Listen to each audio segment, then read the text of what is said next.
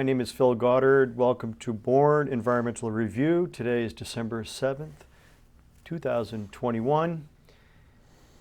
Shockingly, it's 80 years since Pearl Harbor, so take a moment and thank all of those who made the sacrifice for our country on that day. It's amazing that it's been 80 years and there's still some survivors out there. I also wanted to recognize the passing of Senator Robert Dole, another World War II generation hero of our country that served us so well for so long. This is when this show is being taped, and hope you enjoy your holiday season and welcome you into 2022 whenever you're watching this. Thought end this year coming into what will be my 25th anniversary in January, when I will have a new show in the new year with the Cape Light Compact and Maggie Downey, who runs that program, to talk about renewable energy and how it's used in the Cape Light Compact, how we can save electricity and energy in our homes and other programs, including solar. But today, I want to talk about how we can get electricity from water, and an innovative program that's unique, not to our region necessarily, but on the Cape. Obviously, we have this great resource all around us, the canal, with billions of gallons of water flowing 4 times a day, changing direction. You think about waterways, 8.34 pounds per gallon, all that energy moving back and forth, creating a possibility to make electricity. And I'm sure viewers at home, you've thought about, why can't they put some sort of water wheel in the canal and get all that electricity? Well, we're going to find out if that's possible. My guest this evening is John Miller, the Executive Director of the Marine Renewable Energy Collaborative of New England. John, welcome. Thank you for coming. Some of you may recall, I've had John on the program a few years ago. How long has it been? Do you remember? A couple of years. Like three years, maybe 4 years? Perhaps, yeah. And it kind of went in the back of my mind for a little while. It's not front page news every day.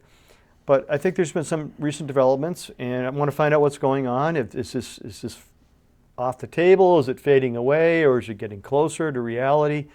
What is the potential, I think, for hydrokinetic electricity generation? The oceans are going to be playing a role in so many ways in our energy future, I believe, with all sorts of potential. You can get hydrogen from water. We get the wave action, and now we have hydrokinetics. So, John, why don't you tell us a little bit about what the Marine Renewable Energy Collaborative of New England is? Yep. What is the collaborative? Just first of all, what is it and what's your role there? Well, we're a nonprofit that seeks to foster the sustainable development of marine renewable energy, which is primarily wave and tidal, although we've been involved at some times in offshore wind and things like hydrogen, salinity gradients, or other technologies. But so a bunch of different, it's not just the turbines in the water, it's other technology too. Sure. Oh, interesting. We're trying to, this is a tough business to be in. The water, doing anything in the ocean is very difficult, very costly. And so our objective is to try and help startups that have an idea, find money, find a way to test it, and see if they can make it happen. In New England, we don't necessarily have the greatest offshore water resource in terms of tidal or wave energy. There's more of that on the West Coast, Alaska. But we have the intellectual capital. We have the universities that can develop new technologies, but it's so costly. I always say no professor in his right mind would want to do it because it takes a long time, it's very costly. So by developing technologies or developing test sites that allow them to do testing quickly and relatively cheaply, we can really advance those industries, those technologies. So you're kind of on the basic research level for entrepreneurial startups to help test ideas and get data. More in the development part of it. Beyond basic research, okay. If you look at developing a technology like a wave or tidal technology, you start off in a university. And there they have flumes where water passes by, or they have tow tanks where they tow a device. But you can only do something a couple of feet in diameter in those kind of test sites. At the other extreme, there are several places in the world where you can test full-scale devices. But now you're talking about a tidal device, if you're thinking about one that looks sort of like a wind turbine, is 30 or 40 feet in diameter. So very large. Well, going from that small scale to that large scale has been a real problem. And there's been a lot of failures on the large side because they've jumped too quickly. So our whole point was to develop this test site that's in the middle.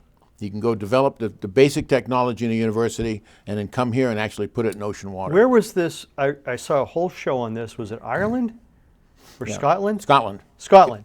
Scotland is the leader in the world in this. They And have this huge tidal Yep. movement, Yep. and then they had a project, but then it went belly up, or they had to Well, pull them out. they've had a number that have failed, and, Yeah. and again, part of it was just scaling up too fast. But they have waters there that are on the order of 8 knots velocity, where the canal is 4 or 5 knots. So we're at the lower end of what's usable for this kind of technology, but it's a good place to test because it's not too difficult. So on that note, one of the ideas that I had as a layperson, I'm not a scientist, but I understand Bernoulli's principle a little bit. I've looked at it. So you come with a diameter like this, and then you come down, and we all done this with our thumb on a hose, that velocity increases, pressure decreases. Mm-hmm. So you have essentially a choke point that you can funnel this water. Why can't, like they do with the Hoover Dam, when the water comes down from the dam on the other side, comes down a tube into a generator that focuses all of that kinetic energy on a point. The more weight in kinetic energy on a smaller point, I'm sure the more, whatever the physics is, Sure. energy there is to push that around. So why can't, for example, down at the old Canal Electric, or carve out a little area where you're squeezing that water that's 4 knots into a smaller diameter pipe or width? And The problem is yeah. as you do that, the back pressure forces water to go around that site. So if you have an opening of a certain size Yeah. and then you pinch it down, there's going to be a back pressure, and if you're just in free-flowing water, the water's going to flow around it. That's why what we talk about is So the back in-stream pressure, okay. hydrokinetics. So the great thing about our test site, we have a test stand that's in the water, so the turbine is sitting in a free flow of water. So the water can go around it if it wants to. Other test sites put it up against a barge or up against a ship, so that the ship itself or the barge forces more of the water through the turbine. Right, that's what I was You wondering. want to be able to test in a place where the water can go around, and that's what we have. We have a test stand that allows you to lower a turbine into the water and test it in free-flowing water. So the free-flowing concept is really more appropriate if you want to scale this up, because you Yeah. can't squeeze it down everywhere. I guess that's the logic of that, is that you may be able to apply that to certain sites, but not out. And if you're going to put hundreds of these in the ocean, you couldn't possibly control it that way. I mean, a concept like that was actually has been around for 1,000 years, and that's tidal pools. So you have a pool where the tide comes in, fills up a pool, and then you have a water wheel of some sort that as the water goes out, it turns that water wheel. And in the 70s, they looked at this again, and they started building what we call barrages, which are essentially a dam across an estuary. They work great. There's one in France, which I think is 40 megawatts, been working for 40 years. I think I remember Works that, great. right. The problem is they're like hydroelectric dams. You know, why aren't we building more hydroelectric dams? Because of the impact they have on the environment. If you put a dam across an estuary, you're going to kill the estuary. Estuaries have all sorts of life and spawning grounds, and interchange of the salt and the fresh water is enormous. We all know so there are areas of critical environmental concern, Yep. so that makes a lot of sense. One that I saw, that now that I understand you're more than just hydrokinetic or turbines, there was one that I think it was a chamber that hung over, and it came up and it pushed the air through baffles. That's called an oscillating water column. Thought It's like that a was really blowhole. interesting. Yeah, they do those. No moving parts, essentially. They're trying to do them on free-floating platforms. Yeah. So as the water surges in, it pushes the air out. Again, So like it's an air pressure squeezes the air Yeah. down, not the water. and then you have a turbine Yes. that the air turns. That was really fascinating. And those are, but the cost of building the structure, the original ones they did were built on the shoreline. Right. But to survive getting pounded by waves, especially in storms, you had to build a concrete bunker. And so, how many people want concrete bunkers on their shoreline?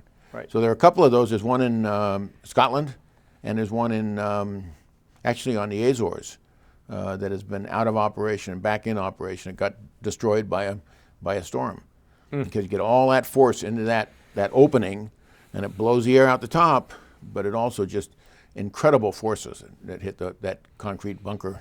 So we've got tidal, we got wave. So tidal is the water coming in and out. Obviously, the cycle with the lunar pull, the gravitational pull of the moon.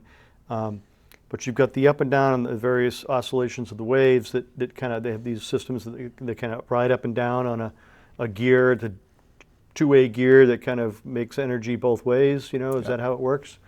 Or platforms that kind of rock? Yep. There's a bunch of different technologies for waves. The problem is tidal energy is easier to capture because it's flowing, right? It's going in one direction. Wave motion looks very nice and gentle and harmonic, but it's really very, the waves are tumbling. And so the motion, the directions change all the time. So the question is, do you want to put a buoy out that basically only goes up and down? Do you want to put a flapper? There are flappers that sit in the water and are pushed back and forth. Or the snake, I've seen the snake. Yep. There's a company like that makes those specifically for pressurized air for desalinization, or pressurized water for desalinization. There are, as you pointed out, there's some hinged devices that the hinge is where you generate the electricity. So there's a lot of different technologies, but getting enough energy out for the investment you put in to build something that will survive in the ocean is a challenge. And we're going to get into the financing a little bit because there's different models in different parts of the world about how they subsidize all this or not, right? So the collaborative is a collaborative. Who are the collaborators? You've got, for whom do you work for the nonprofit? Yeah. How is it funded? Is it a quasi-state agency? Are you part of UMass? I mean, how does it work? We were originally a center at UMass, and UMass decided they didn't want to do this anymore. UMass Amherst or UMass Dartmouth? Dartmouth, okay. So we spun off as a nonprofit, and the focus is on doing that testing. So we get paid by companies to do the testing. Gotcha. Now, to build the initial infrastructure is expensive, and so for that we went to the Seaport Economic Council for the state, and they gave us initially $200,000 to build the platform. And we just did our test just last summer for the first turbine Never on heard the of it. platform. Seaport Economic Development Council. So that's a quasi-state agency? Seaport Economic Council. It used to be called the Seaport Advisory Council. And it was a thing set up to be able to give money to the 5 big non-Boston ports, Quincy, Salem, Fall River, New Bedford, and Plymouth, I guess. And for ports, for piers and dredging and things like that. But when this administration came in, Baker administration, they decided to broaden it. So they made it a Seaport Economic Council, and all of the coastal communities can apply to get money to do economic things in their community. We were the first one to do it on a technology basis, and we built the platform. What we found, though, is the platform is being used more by sensor developers than by tidal developers, and for the sensor developers, we need to enhance it. So the Seaport Economic Council just gave us another $200,000, and we're enhancing it to put broadband internet on the platform and to put power on the platform. Previously, so we're you using provide batteries. these platforms mainly funded through technology developers that want to, at scale, in a real marine environment, over time, look at durability, functionality, right, et cetera, et cetera. From what I noticed, you have several test sites, but the one that we're familiar with in Bourne is near the train bridge, the railroad bridge on the Buzzards Bay side. So we have some pictures we could like to show you. If you could walk us through what these pictures are. This is the platform that we're talking about when you say platform. So what are we looking at here? Now, this is the platform. It's in Cape Cod Canal next to the railroad bridge. It faces the front-facing area. It's a triangle. The front face is towards the railroad bridge because that's the dominant flow. The dominant flow is towards the platform. So you can put a turbine on that arm, lower it into the water, allow it to generate, test it, whatever, and then if you need to do maintenance or whatever, you can pull it back out. Interesting. And so that was the whole point, is to be able to put turbines in the water in a free-flowing environment and be able to pull them out and maintain them as necessary. Next slide. Next slide. This is the actual location. You can see the triangle next to the railroad bridge. And we're in the process of putting that white line in, the power line to go to the shore. But you can see it faces towards the bridge, so the flow coming into that platform gets up to about 4 knots, which is what you need to be able to test. Excellent. So this is our first turbine that we tested. This is the lifting arm that you saw. You can see how big that is up close. Next slide. Here, there, you can see the turbine. They're hooking it up to a set of winches. Next slide. And this is you can see the platform there. They're hooking the turbine up so they can lift it. Hey, come underneath a little platform, a little barge or whatever. Right, little work barge. Beacon Marine did the work barge for us. Next slide. And here's the actual turbine mounted on the arm. Next slide. And here it is once the barge is out of the way and it's being smaller than I thought. Ready to lower in. I mean, this is obviously a 10th scale or something? Or? This is a 2-meter turbine. We're scaled to go up to 4 meters, so we can do things twice that size. But this is a good place to start. And again, the idea is to keep them small enough so that there's no interference from the legs. The water flowing through does not interfere with the legs. Legs don't interfere with the water. What so would a free flow of real water. Scalable system? How big would it be once this gets developed? The full-scale devices today are 30 or 40 meters in diameter. So a 10th the scale, basically. Yeah. Okay. Yeah. Exactly. Yeah. Yeah. And there's a correlation, a direct correlation factor that you can calculate based on this size and the water flow. Sure. They figured out the physics. Yep. Obviously, Yep. that at this size, then it could scale up to that size. Exactly. Yeah. When you try to go from the flume in the lab to full scale, that's much harder. So this is an intermediary step. This is an intermediary step, and it gives that free flow water, so you can validate your models, make sure the models work. Right, and then you now can see here that right now, Yep. excuse me, right now it's powered by a solar panel and batteries, and so part of what we're doing now is adding power to the platform. Power, and then you're adding internet. So there's the internet, SCADA right. system, system control and data acquisition, so they can get 24-hour data. Right. Because right now, I presume they're going out and getting a little data logger that they have. Yeah, we do data loggers, we do wireless, but the data rates of these devices, the instrumentation, can be very high, so we need to get internet on there. Next slide. This is what we found, as I mentioned, is in the couple of years that we've been working to get this online for turbines, there have been other people who wanted to use it for testing sensors. And this is one of the sensors that was tested. You can see it was only in the What kind of sensors? Water pressure? This was a flow sensor, the velocity sensor, called an ADCP. Next slide, I think you can see it underwater. Yeah, this is it sitting underwater. Again, it measures the water velocity. It actually profiles the water velocity from that up to the surface. And it can do that accurately over time, even though getting the fouling on it? Yep. Well, you got to clear the fouling off. I mean, part of putting these things in the water is to look at fouling. Yeah. That's a big impact and a big concern, so they have to do this. The next slide. This is a test we were doing of an acoustic camera. So they have cameras that work with sonar, basically, and can take a picture just like a regular camera. I mean, the image is not as good, and it's harder to identify fish types and things like that, but it can work in the dark or in water that's dark. So we did some testing with that. So again, this was what we were getting, more interest from the sensor developers, so that's why we went back to the state, and the Seaport Economic Council again funded us for another $200,000 to add to the platform. Excellent, excellent. So the vendors pay you, and that covers your operating expenses. Exactly right. And the salaries of the staff. There's yourself, and who else is on the staff? I'll show you in a minute. Okay. Next slide. Next slide. All right. So this is just a point here. This shows where we're located. You can see the railroad bridge at the center top. We're right off the side of that. And then one of the things we're doing right now is running the electrical lines from there out to Academy Drive. So we have to run along the railroad tracks there. Currently, there are lines there on the railroad tracks, but they are the lines for Open Cape. And they're on telegraph poles that are over 100 years old and are rotten. So they had one fall in this recent nor'easter. It fell into the Corps of Engineers property. Fortunately, it didn't fall onto the tracks. But one of the things we're doing is we're replacing those poles with new poles so that we'll have our lines, but also Open Cape will have good lines. The internet line, Yeah. fiber, right. Internet provider. Well, you look at this location right here, and considering all the work that's going to happen with infrastructure in this area in the next decade, it's staggering. And Mass Maritime is growing leaps and bounds, and there's marine science there, and Woods Hole, and Marine Biological Laboratories, and NOAA.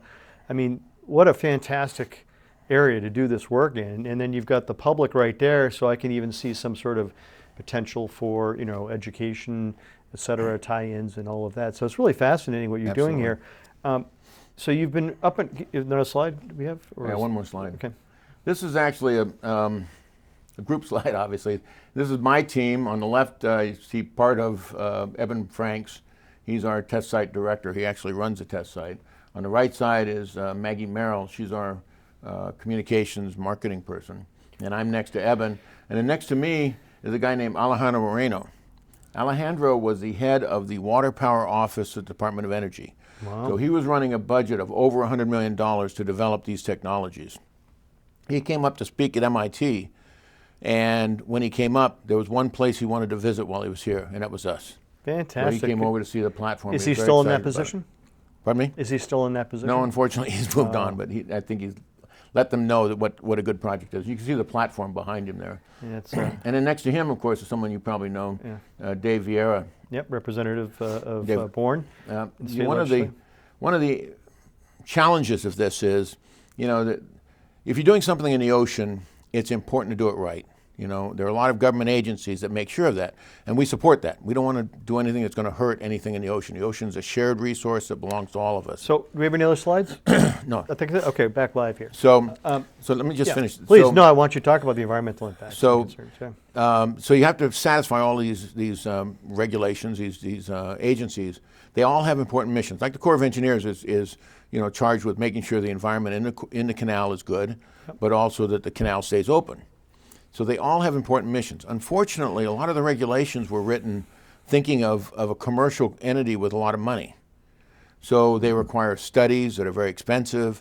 They require long period studies and things like that. The first tidal turbines put in waters in the U.S. spent over $1 million just studying fish behavior around the turbine. And they found out that fish don't like going in fast water because they'd rather be in slow water where they can eat and take it easy. They stay away from the turbines because they're moving items. The tip of the turbines go at maybe 20, 30 miles an hour. A great white shark goes at 35 miles an hour. So fish know how to get away from things of that size, so they stay away from it. But we still have to prove that our site is safe, and that's okay. But you have a lot of information already available, and so what can you do reasonably to use that information, do a little study here to do that? And sometimes we need a little help to do that. So we've gotten help from Senator Moran, from Congressman Keating, from Senator Markey, and most of all from Dave Vieira. He has really been, we wouldn't be where we are today without him. He's the one who really goes to government agencies and say, look, these guys are a little nonprofit. What can we do to help them? Well, so here we are, we've got this huge infrastructure bill, which has a lot of green energy components to it. Is there a slice of the pie, considering that the state is going to be reconfiguring all of this infrastructure, taking it over from the Corps of Engineers? I believe the Corps is probably still going to have the service roads, or is that going to go to the state too? I can't remember. The what? The service roads along the sides of the canal. I don't know. But the bridges are going to become the state. The Yep. state's taking over everything. Is there anything in that $1.5 trillion, and we're not going to get all of it, of course, but we're slated to probably get a 1.1 billion or thereabouts, for this project or for something like this, you could get part of that. Have you, Not that I know of. Again, we've been very judicious in the use of state money. Again, in total, we're going to get about $400,000. The full-scale test sites they have in the world are at least 40 to 50 million. So we're Bargain. less than a percent of what any other test site in the world is. And we're getting Massachusetts in that business, allowing the researchers here to have a place that they can do testing. Yeah. How is it that, you know, to me, it's such a, now that you've had it for how long? 4 years there? Yep. 4 years. And you've done these different tests with the different devices, and you've gone through the permitting, and, you know, now you presumably get some momentum here with more and more projects. The word must have gotten out. Are there more grants you can apply for, or are people really going to invest even more dollars? I mean, Yeah, there's actually a federal program called TEAMR. It was based on a European program where they actually pay for testing. So we have an application in. They just started opening it up to offshore, to open water testing. who is this again? I'm sorry. TEAMR by Department of Energy. Department of Energy. Okay. So TEAMR funds testing. You go to them and you say, I want to test in a flume at a university, and you get how much it's going to cost from the university. You tell TEAMR that. TEAMR pays the university. So that's what we're in application for now. We've been told we're going to get it, and that we may be available as soon as February is when they're going to have the next solicitation. So there is a sustainable model for this to keep going, presumably for many years to come. Yeah, absolutely. You know, it's not subject to a grant that, I mean, I'm sure you have to keep making your case over and over for different appropriations, sure. But people know you enough now that you feel confident there's a predictable funding model, or is it hand to mouth every year? No, we're turning that corner now, thank God. I mean, yeah. Again, the TEAMR program is really big. Every year we've had 3 to 5 companies that have applied for money to develop a technology and have said they want to use our test site. Is this worldwide companies that can come? No, just U.S. Just U.S. US funded. But of those 3 to 5, to date, only one of those has been successful and gotten money that they can use our test site. What about big universities like, you know, Harvard or MIT, or they may have their own technology development programs? Are they going to come down and rent some space? They will be able to, yeah. Yeah, fantastic. Or have the students come down? Or so your background, what is your background? It's a good question. So I graduated in '74 from the United States Military Academy, which had nothing to do with AKA the ocean. West Point? West Point, yeah. I spent 6 years on active duty, driving around tanks, and got out and went to graduate school in engineering. But you were an engineer, because most... No, I was a tanker, an armor guy. So what was your major at West Point? At West Point, they didn't have majors at that time. You're just an engineering Are most of the students in engineering? Yeah, it's a very broad engineering Okay, so you're familiar with science and engineering. Yeah, when I went to graduate school, they accepted my degree as an engineering degree because of what we took. Right. You weren't studying literature the whole time. You were. Right. No. So I went to the University of Washington to get a master's degree in engineering, and then I went to work for Polaroid out here. Civil engineering, mechanical, or? Actually, industrial engineering. Okay, processes, which is perfect for what you're talking about here. Yeah, but I got into Polaroid, started doing quality control, but that led to me getting into project management, and I went from there to GE. Quick aside, quick question. When you were at Polaroid, did you know Tom Schultz? No, the name doesn't. He's the guitar player for Boston, who founded Boston, and he went to MIT, had a master's in electrical engineering, and worked at Polaroid while he was developing the first Boston album. It's a big company. Yeah, just curious. Then I went to work for GTE. They got a $4 billion program to basically give the mobile phone system to the Army. So I worked for them for 8 years in program management. Ran a program that was about $40 million worth, and went from there to being the VP of engineering for a company in Providence. And from there I went and did a couple of startups. So you have a lot of experience in not just theoretical engineering, but practical engineering, development, project development, startups, so forth. So that's perfect for the role that you have right now. So you have to have that engineering background, but really there are lots of engineers that don't know how to form a company. Yeah, right? I often tell people that I'm in management because I was really a bad engineer. Engineers, very good engineers, I'm not denigrating them at all. Very good engineers want to have the optimum. If you give them time and money, they'll go on forever. They would love to be in the lab for the rest of their lives, right? I was never that good an engineer. I wanted to get it done, get it good enough, and get it out in the field, make it work. And that's why I became a manager. That's really interesting, because that's, I'm a marketing major. I went to Babs in college. I have no environmental background other than when I was a kid. I was really into all of that, but then I kind of got behind in the sciences and more focused on other things. And And once you get off the science track to try to catch up and forget it, the train's left the station. If you haven't had chemistry in 10 years, you can't really, it's an enormous effort to overcome.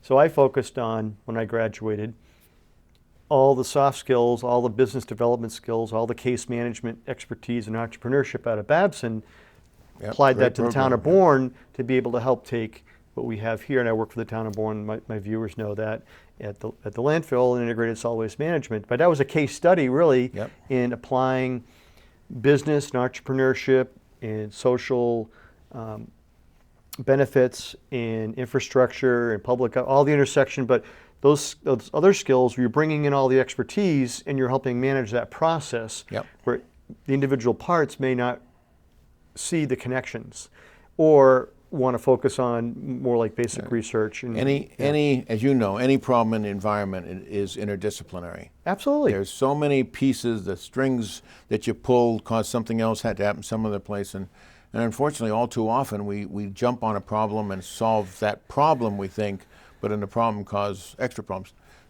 So, you always have to do cost-benefit analyses to say, so here's is a benefit big worth the disadvantage cost? the United States has in this arena compared to Europe, Sure. as I see it. So the town of Bourne, we worked very hard to develop an anaerobic digester project with a company called Harvest Power. They were the hut thing. They had Kleiner Perkins venture capital money behind him, Al Gore. It was involved with those folks. Really hot thing. We're going to divert food waste, take biosolids, digest it without oxygen, make methane, biogas, connect it with the landfill gas, and make energy on site about 4 or 5 megawatts. It was a great project. Problem is fracking gas was ascendant, so the price for natural gas was very cheap, and nobody was buying power purchase agreements to fund the project because the main product they were going to sell was electricity. And the state bid for the massive utilities to carve out for purchasing renewable energy actually didn't account for a mixture of biogas and landfill gas for a while, so we had to help with that one. So that was a bid process.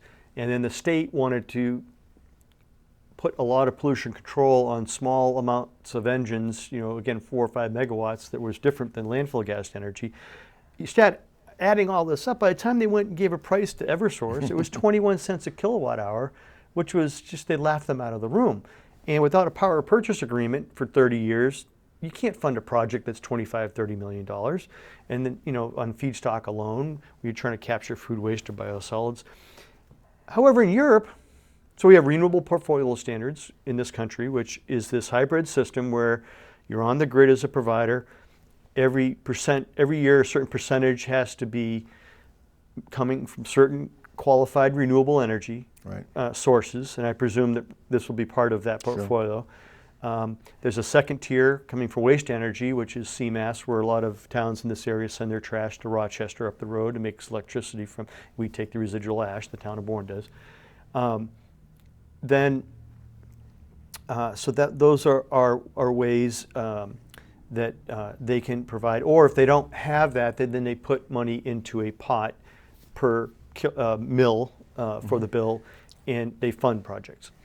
But then that percentage goes up and down, and then the producers and the entrepreneurs get production tax credits to do this, but then they're up and down depending who's in the office at the White House or whatever administration's in power, Congress. So you've got wind energy, and then you have all the permitting uncertainty, like with Cape Wind spent 20 years and hundreds of million, a couple $100 million developing, and now we have a whole new, energy environment agency, the Bureau of Offshore. Bureau of Ocean Energy Management. Okay, so you're going to be part of that permitting process, I would presume? No. Project? Okay, but all these agencies, in Europe, they have a feed-in tariff. So if you want to build an anaerobic digester in Europe, or especially Germany, where the whole European Union says you cannot put purchasable waste into landfill, food waste, we're going to force everybody on the same sheet of music, playing field. We're going to push all of that waste. We're going to stabilize it. We're going to grab the energy out of it. We're going to compost it. We're going to digest it, whatever we want to do. And the landfill is the residuals, which is what we are pretty much here. But we're going to also say that any electricity that you generate will have a guaranteed market on the grid subsidized by all the other sources of energy. It's called a feed-in tariff, Right. and you get paid a certain rate. You know, the PURPA, Public Utilities, what's the acronym? Public Utilities Regulatory Policy Act, would pay you at your avoided cost for the traditional generation, which was a pittance. You know, all the federal and state regulatory structures are not really there to support the developer on these long-term contracts.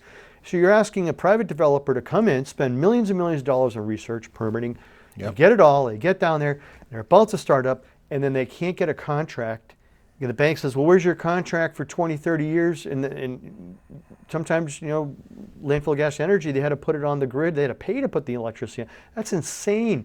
How much of your work is on setting the platform and the template from a policy perspective, so that long-term, do you agree that we have to have a model that's more long-term sustainable model that pays for the renewable, whether it's a carbon tax or a feed-in tariff? Do you see that European model coming over here to subsidize these projects, or at least give them access, because you're trying to compete against 150 years worth of fossil fuel generation? Sure. Yeah, I get to ask that question a lot, and I don't have an answer. You don't have an answer. Are you involved in that discussion? To some extent. Our primary concern, our primary objective, is to help these technologies get qualified and help them develop in a way that they'll be more cost effective. Okay. You Who know, is doing the technology? I mean, the policy side. Are you partnering? Is there somebody at the state that you work with? Is it the green? I assume there are people at the state who work in that Department of TOER. Department of Energy Resources. Resources, yeah. So there are people looking at that, but it's an incredibly complicated thing. You know, there's a very interesting, you mentioned BOEM, Bureau of Ocean Energy Management. Bureau of Ocean Energy Management was set up to get the most revenue from the ocean. They were originally the Minerals Management Service. Right. So they leased ocean for oil drilling. And so they developed a system that was friendly to industry, and it was run on a competitive basis. You know, you open up an area and you say, I'm going to open this up for lease, and companies bid on it. Just like Mexico or and that's whatever. what they did for wind. The hydrokinetics, wave and tidal, are run by FERC, Federal Energy Regulatory Commission, which was set up to build or to regulate hydroelectric dams. So they're not as, I shouldn't say not as friendly, but their whole orientation is different. Not as nimble. Where BOEM was set up as a mineral management service to get money out of the ocean. Would you agree? We got to sort this out. Oh, yeah. Long term, if we want renewables to be competitive and we want them to be part of the fabric in a major way, we have to sort through, and I tell this to the folks about the solid waste industry, we have to make it easy for the developers. And I was on a call with the state on this, and I said, if you want to be Europe, you got to give us the policy and the regulatory structure to support what you want like Europe. You can't just have a policy that says we want all this magic to happen by doing all these wonderful things and then make it so difficult for the people that want to come in and do it and not have a financial model, at least to get them up and running. Yeah. Because why would private capital want to put all that money at risk? That's why, right? Again, that's why we built this test site. Yeah, and that's the point of the test site is not only to have a test site, but have a pre-permitted test site. So a company can come in and not go through all of that in the time political and money. battles and the policy debates, and you get involved in, you know, NIMBYism, not in my backyard, or not in my neck of the woods, or not in my term of office, or all the acronyms we've heard. It has to be a clear sailing. So they have thousands of digesters in Germany. I mean, on the farms, large scale. Nobody needs to worry that they're going to not have a market for the energy that they make. So that just takes the pressure off, and then you're creating a market for the material that you want to use over here rather than put it in the landfill. So that makes a lot of sense. It's somewhat antithetical to our mindset over here, where we're kind of, libertarian, independent, entrepreneurial. We'll do whatever. But Europe has its problems too. I mean, there's so much wind energy now in Scotland that there are times they pay them not to generate. They generate too much. Also sounds like an infrastructure problem. Absolutely. So they need to either get a connection over to Ireland or to Great Britain, or they're working on hydrogen. beat Generating me to hydrogen. it. So you could take that energy, use an electrolysis, or was it electrolyzer? Yeah, electrolysis. Electrolysis to pull the hydrogen out of the water, store the hydrogen, pump it. Okay, so that's a good problem to have. That's an easy one. Absolutely. That's why it's going to take decades, if not a couple of generations, to move from everything that we've been used to. We have such, people, I look at history, world history, it's kind of a hobby of mine, but we live like no other generation in world history. The boomers and the Gen Xers and the millennials.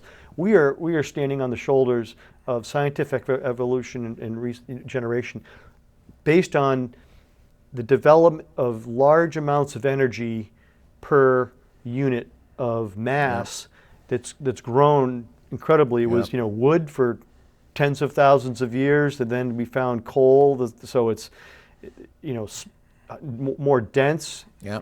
But and then we went to oil, and it's more concentrated carbon, and then we went to the nuclear energy, which is the smallest but the most.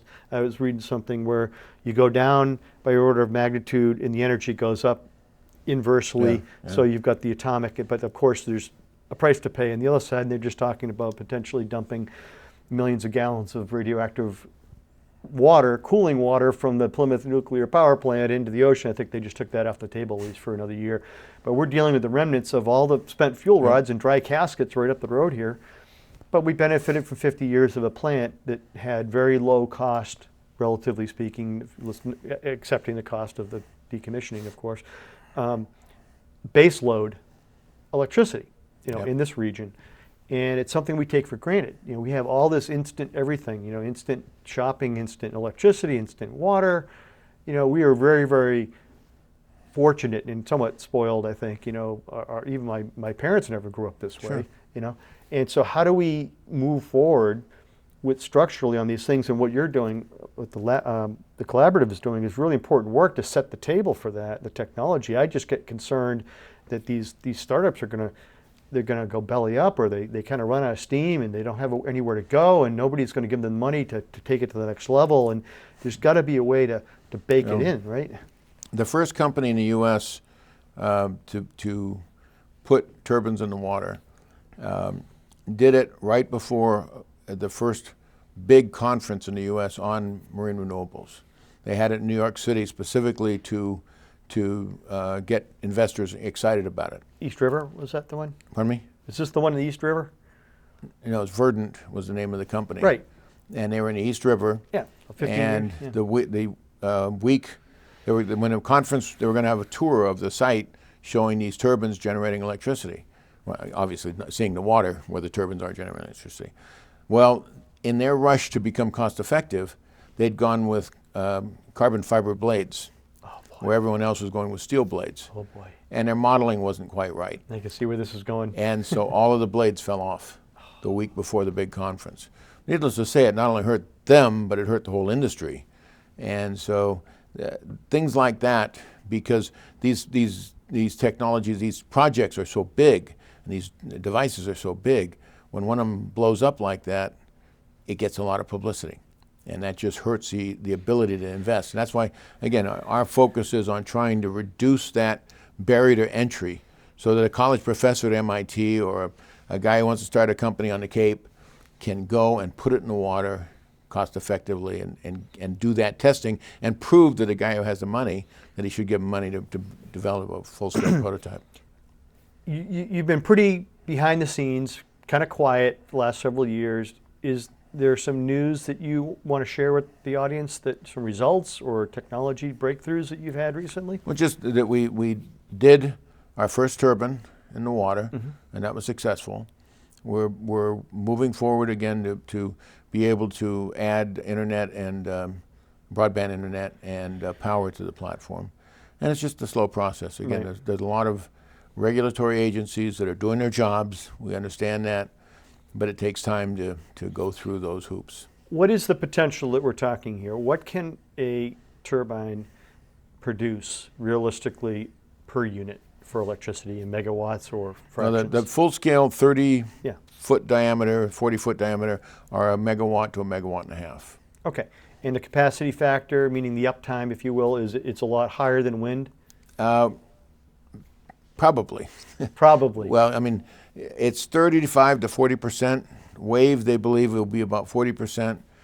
Onshore wind is below 20%. Solar is below 20%. But offshore wind, because of the constants, how constant the winds are, they say the cost and the efficiency is going to be up in the 40% range. So offshore wind may be higher. Okay. Now, to have a plant, then, you're talking, you're going to have 100, 200, 300 of these somewhere out in spread out over a grid in the ocean? Is that Probably more like 30 to 50, something like that. I mean, so small? Just because the areas, again, the flow, the velocity of the water is the key factor here. And much like the velocity of the wind, the cube of the velocity. Yep, exactly right. Is it similar in the water? Yep, but because of the geography of the bottom, you get that high flow area in only a certain amount of area. For instance, in Muskeget Channel between Martha's Vineyard and Nantucket, it gets up to over 4 knots in some locations, but they're fairly constrained locations. So there was an estimate done that we could get up to 20 megawatts out of Muskeget Channel. What about Woods Hole Pass? Huh? Woods Hole Pass. Yeah. That's good. I mean, that's pulling the buoys right over. That's going to be 6 knots or something. So, I mean, the potential is there, but because the areas are fairly constrained, you can only get so much in there. Of course, then there's the connection to get the electricity back. Yep. So are you looking, or are these companies looking to piggyback on the transmission lines from the wind? That's a good question. Rightfully, the people in offshore wind are focused on offshore wind. I mean, they have plenty of challenges. They don't need any more headaches than they already got. But we keep talking about, why don't you look at adding wave devices or tidal devices to the platforms? Right in the bottom, have a couple of wind turbines down there and a little thing going up and down, and then dump into the line. If you got a wind turbine out there where you spend all that money, $1 million seems like a natural mile, fit. Huh? It seems like a common sense fit. But again, it's a common sense fit when you got all the things solved. When you're trying to build your first one or first 10, it's not. Eventually, it'll happen. But you're right. I mean, if you're going to build all the infrastructure to go out 20, 30 miles to bring in offshore wind, why not? Are they looking at that again? Europe being a little further along on wind. You've got Denmark and Germany that have significant percentages of their grid, the power on the grid coming from wind, something like 20% at least in Germany, maybe even more. I don't know if it's that high, but I mean, if you look at Europe, they're significantly ahead of us in offshore wind, but most of it was shallow water. Are they looking to do things like we just discussed, adding other technologies onto? Not that I know of right now. The one that I thought was interesting, they're looking at building an island in Denmark. Have you seen that one? Yeah. It's well, what they do. $multi-billion energy island. What they do look at is using the wind, offshore wind, floating wind in particular, to generate hydrogen, and then use that stored hydrogen for energy. So, I mean, there are a lot of potential things, but again, the challenges of doing anything in the ocean are so high, so big, especially when you're talking about water that flows. A 6-knot velocity water flow has the force equivalent of a 400-mile-an-hour wind. Oh my gosh. So when someone's developing a turbine to operate in 6 knots, it's like developing for a hurricane. Well, water's a fluid. Yep. Air's a fluid. It's just a matter of density. Yeah, absolutely. And per cubic meter, obviously depends on atmospheric pressure and all the physics and all. I'm not a physicist, but I mean, a box of air, weigh it. It's, okay, take a box of water. and all that slamming in, I can see what you're talking about is how do you take advantage of that, but also not have it tear apart the system that you're set up. Yeah. I like the idea of, hydrogen is the cleanest fuel. There is no emissions other than what, water vapor, I guess it's, but H2O is hydrogen and 2 oxygens, and then there's a well-known process. You put a little electricity in there, and the gas bubbles off, and it breaks that bond pretty easily. And you can prove that, and store. And hydrogen is a lot easier to store, Yep. than mean, electricity, right? We feel that but there's a lot to be done in tidal energy, because if you think about tidal right now, the leading devices are much like wind turbines, right? They're wind turbines on steroids, so they can survive in the ocean. So, but wind turbines are based on airplane wings or airplane propellers, which are based on bird wings. You don't find many bird wings in the ocean. So maybe that's not the right way to go. We're hoping that people will say, flukes, whale flukes and tails, those are the things that animals have evolved over billions of years. I mean, you've got a billion years of evolution that's really product development that came up with the way whales and fish swim. Biomimicry. Exactly right. So we're hoping those smart guys at MIT and Northeastern and Tufts say, hey, there's another way to do this. Let's try it. And by the way, we can test it down there in the Cape Cod. So how are you working to support the tidal energy? Are there other platforms you're looking at, other test sites you're looking at for tidal, or is it the same sort of platform again on the canal? Are you looking at the up and down motion in the canal? You mean wave? Wave, yeah. We've worked with a couple of wave companies. We actually had a concept to do a test site on Cuttyhunk, because as I mentioned, part of the permitting challenge is the Federal Energy Regulatory Commission, and Cuttyhunk is its own grid. So it would be a nice place to be able to put a wave device and test it, especially shallow water waves. So we worked for that for a while and made a couple of proposals to try and test devices, but it didn't work. Okay. It hadn't gone yet. I mean, we still have hope that maybe we'll do something in the future. Why Massachusetts? Why the canal? Is that a distinct advantage for other test sites in the country? Are you going to have competition? The canal, because we can put it in relatively fast water, close to shore, very accessible, big infrastructure in the area. If you have to manufacture something, repair something.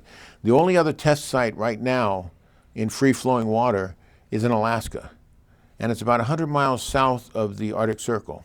Yeah. So it does not have a long test window. Right, and not a lot of people are looking to go up there and it's spend a river. Couple months. It's a river, so you also have a problem with trees flowing down it. So, I mean, there's nothing really like this in the world, and so we have a lot of hope. You mentioned international. We did have one Canadian company that's still talking about coming down and testing at our site. Is that going to be allowed under your charter? Yeah. It wouldn't be the Teamer program. It couldn't be that, but they could pay them for themselves to be tested. Well, you mentioned it had to be U.S. companies. That's for the DOE money. Okay. If someone wants to come and pay their own way. All right. So that's what I'm saying. So any European company could come over and say, "Here's a pile of money. Can we come and use your site?" Yeah. You're allowed to do that. Sure. Okay. And it's, again, the same for sensor developers. Again, you have a place where you have fast-moving water. So it's kind of interesting. This is part of entrepreneurship that they teach at where I went to school, and it's the corridor effect. It's called. Essentially, you start out with one idea, but as you get into it, you may actually, by the time you may find through the natural process of experience and again feedback that you end up with a completely different or a different slice of the puzzle. So you may end up being significantly more lucrative or financially solvent around testing equipment than in turbines, right? It could be, and probably more importantly, we could have a much bigger impact on the Commonwealth. Yeah. I mean, if you think of anything in the blue economy, in order to do something in the ocean, you have to be able to measure it, and you need sensors to measure it. So, isn't that interesting when you think about that? One company comes to mind. There was a Babson guy and an Olin School of Engineering, which started at the Babson campus. It became a separate. They bought some land. They got together and they created. And the whole idea, they want to be Seahorse Power. I don't know if you remember this company. Yeah. They had illusions of grandeur to be a giant offshore power. I think probably tidal or wave energy. And they had this little project on the side that was up on ski slopes, where they had a solar-powered trash compactor, so that you wouldn't have to go up and down the slope as often because it would compact it, and then they would, save time and energy. Yeah. And they got really popular. And then they said, well, let's put them in the streets, and then we'll connect it to the internet so that it sends out a little signal that I'm not full yet, skip me on the and suddenly it became so apparent that that was going to take legs, compared to the decades to develop offshore power. Yep. They said, we can build these things. They changed the name of the company from Seahorse Power to Big Belly Solar. Yep. They're all over the place. There's one down at the Buzzards Bay Park, I believe, but they're all over the municipalities. And they have solar panels, and then they've added now on RFI, the internet, remote internet, and people can tap into it. It helps underserved communities that don't have internet. And all the metrics and the data, and it saves on fuel for collection because, again, the routes are more efficient because it's communicating with the trash companies that, I'm not full yet, skip me, and they just, rather than stopping every time and going and empty, Yep. So it's just kind of fascinating that one little slice of what they thought they were going to do expanded to become the main mission. Yep. And that's quite fascinating. Do you see the possibility to add a second platform, or do you feel do you have room to grow on your? We have a lot of room to grow. You have room to grow. Okay. The sensor testing does not really interfere with the tidal testing. Okay. And they're independent of each other for the most part. So there's a lot of room to grow, and we're looking forward to it. I mean, have you done a little presentation before the Bourne Selectmen? Board now, I should say it's the Select Board now. Yeah, no, I have. Okay. Again, initially when we first got funding for our site, Bourne sponsored us, and Okay. their selectmen were very much involved. When we went back for the second round, we were actually sponsored by the Falmouth Economic Development, EDIC, because the focus was more on sensors, and they were much more interested in trying to find outlets for spin-offs from Woods Hole. Well, we have so many folks on 28A going all the way down. One funny story as we wrap up here in the last couple of minutes, that one of the companies along Route 28A going down to Falmouth is EG&G, Yep. Edgerton, Harold Edgerton, who invented the stroboscopic light, the Yep. strobe light at MIT. And I spoke to him on the phone. He was about 85. I called him up when I was in college doing a research paper, and I got to speak to Dr. Edgerton, the guy that photographed nuclear explosions with stroboscopic, Oh, yeah, I've seen that. side-scanning radar, the stroboscopic photography. There's a gentleman, I think still living here on the Canal, on the Cape, named Gorloff, Professor Gorloff from Northeastern. Wow. And he invented one of the first tidal turbines. It's a tidal So turbine much- that is helical, and so it's very different. There's one company that's trying to field that turbine. Well, I like the idea of biomimicry, and there's so many ways we can go on this topic. We're wrapping up here. Want to point people to your website, which is MRECONEWGLAND.org. Yeah, New England, MRECO New England.org. There you go. .org. John Miller, thank you so much for your time. Appreciate the update. It's pleasure. exciting stuff. I wish you well in the future and continue to have success over the many years to come. Thank you for being a guest today. Thank you very much for having me. Thank you, and have a happy new year in 2022. We'll see you next year.